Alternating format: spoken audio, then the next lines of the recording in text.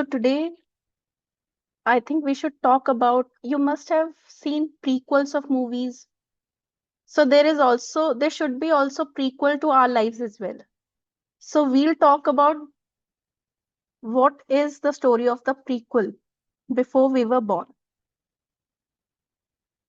So like previously I talked about A3 Brahman, in this technique, I'm going to turn your attention to the most fascinating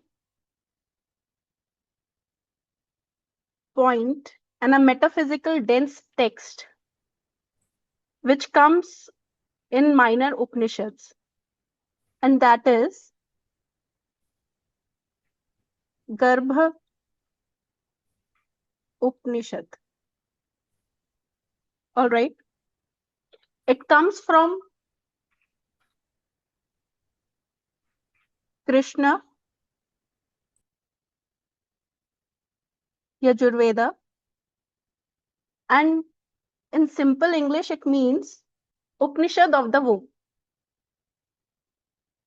Now it explores, profusely. It explores how the human embodiment is made, its physical construction, its cosmic origin, its moral significance, and what is the ultimate tale of the soul. So we should understand in a way, since birth and after taking the birth, before birth and after taking the birth, and in the due course of our life, we are carried in three wombs. First one is the mental womb, the manas, where the soul is residing. Second is the physical one, our mother's womb. And the third one is the womb of Mother Nature we are presently in. And the ultimate goal of the soul is to seek liberation and moksha and end the cycle. But it's not easy. So how does the cycle start? And how are Vedas? Because Jyotish is Vedang.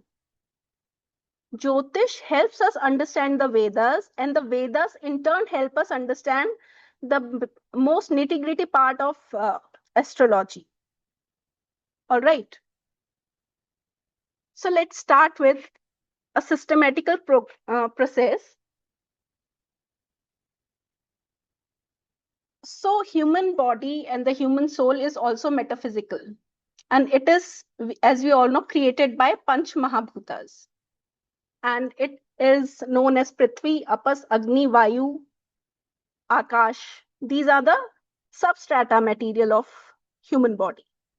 Then there comes five tanmatras, gyanendriyas, which are hearing, touch, taste, smell, etc. All right.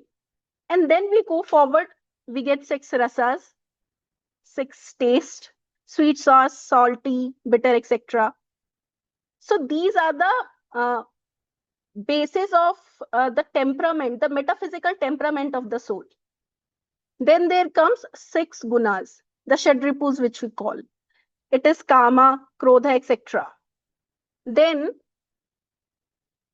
we are also carrying, in the vital body constitute seven dhatus. Dhatu, blood, flesh, bone marrow, and shukla. Now, what is shukla? Shukla is the male reproductive essence, the male energy. And opposite of shukla is sonit, the female energy, which is also correlated to X and Y chromosomes in human body. And these are the reasons which, in turn creates the gender of a person, the gender of a soul. Soul is beyond gender and everything. But when we come into this plane, we need a gender. And disturbance in these forms creates eunuch births. And bifurcation of these forms create twins birth, triplets, etc. So the point where these things bifurcate is signified by Vayu. And Vayu we attach to Saturn. So we can say the birth of twins, triplets, etc. Saturn is connected. In eunuch birth, Saturn, Mercury should be there. So these concepts comes from the Upanishad itself. All right. And then it is explained in astrology and planetary significations, and we can see it from the horoscope itself. Then the body also have three malas. We all know. I have already discussed about the three yonis which we are experiencing. Now there is a sequential cycle which is correlated from Upanishads to astrology. And it begins like the beginning of birth is the embryo. So it is caused by the rasa, the fluids. Then this progress through stages and become blood, flesh, fat, bone, marrow, etc. Now, as we discussed, when the union of Shukla and Sonita, the male and female generative fluids happen, the Garbha occurs. We are conceived by our mothers and parents as well. Okay. Then there is monthly progression. After conception, there is monthly progression. And this monthly progression of 9 months is divided into few parts.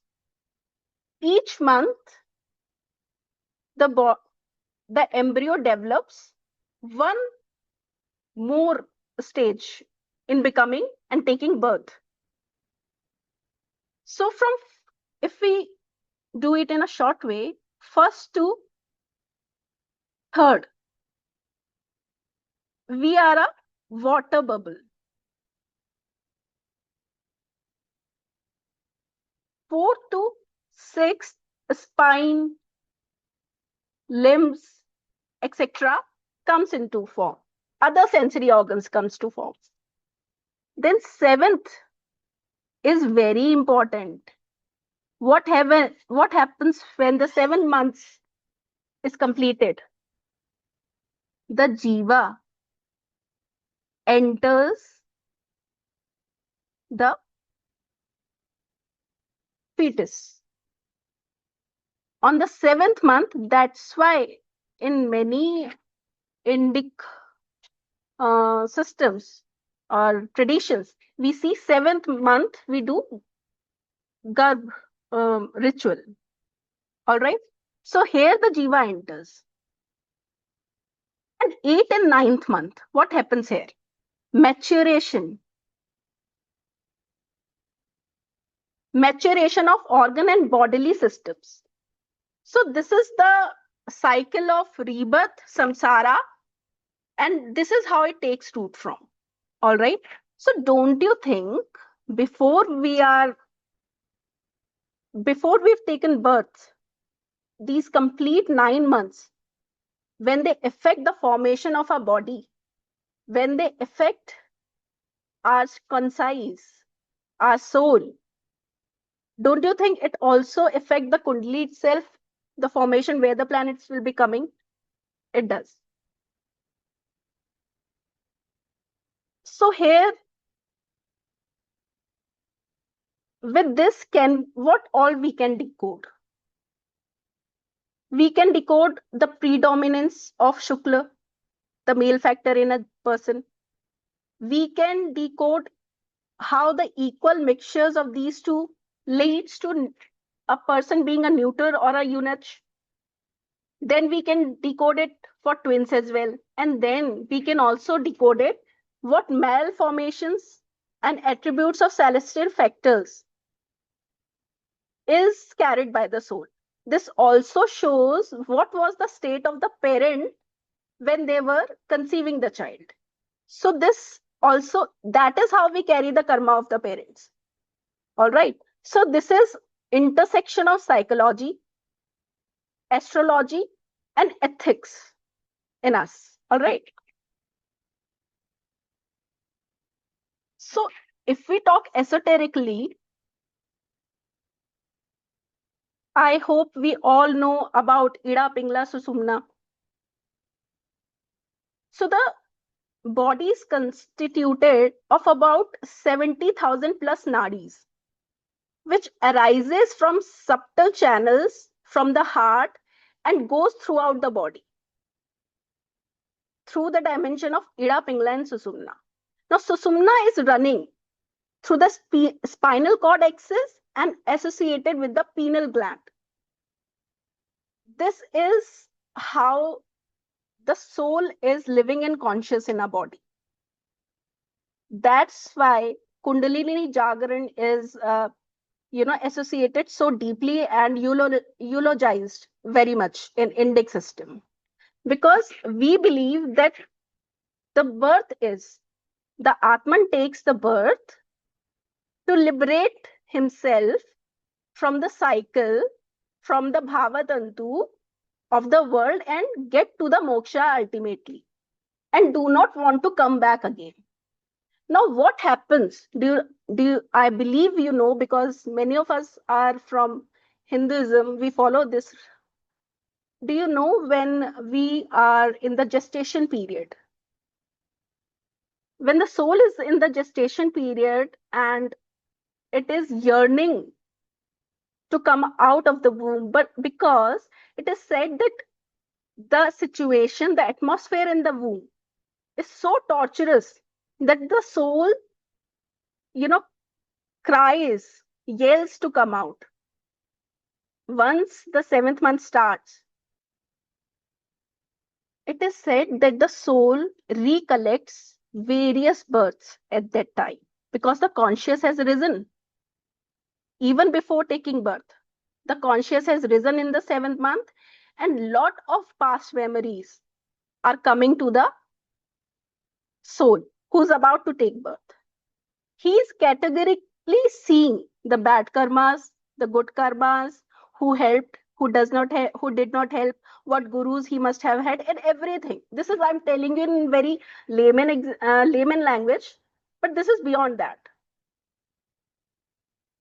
The soul promises that I will, as soon as I get out of the body of my mother, I will seek a guru, I will seek forgiveness, and I will only walk onto the path to get moksha. This is the commitment the soul does, to just get liberated from the condition of the womb. And because he has all the past energies with him coming one by one, he knows that he have to take the birth to get all the karma released. And he know that the path is done by the guru. He promises everything. But what happens? What happens when we take birth? As soon as we take birth, the veil of Maya, it covers us. There is a Vaishnavi air, it is said, which covers the eyes of the newborn. And he forgets everything from the past. And the ego rises. Okay, as soon as the birth takes place, the soul who was crying, yearning for freedom, forgets every past karma he has done and why he was yearning to take birth and to dissipate all the karmas he was promising. He forgets everything because the veil of Maya is there. But there are few blessed people who still, retain that energy. And those people are such people who get illumination at the age of, under 10. We have seen such great saints in our life who gets, attainment at very young age. So those are few souls which can retain, but maximum of us forgets what we have promised in the womb. And as soon as we touch the earth, we start getting embroiled in what is going to be a lifelong cycle. And then we again end up in some other womb. The soul in the womb remembers how many wombs I've changed, how many mothers have fed me. He remembers everything, but he forgets the instance he touched the air on the earth. Okay. So the remembrance he was urging to, and everything goes to vain. Now the cycle starts again. The karma starts again, and he's paying back all the karmas during the course of life. Now, this is all what the Upanishads in small tells us. Now, I was talking about how every month gives us some body part. Now, let me take it to the astrological factor. How we can use this knowledge of Vedas and Upanishads, and how our sages have written everything in a sequence, in an order, to help us understand. Now, what if I tell you that every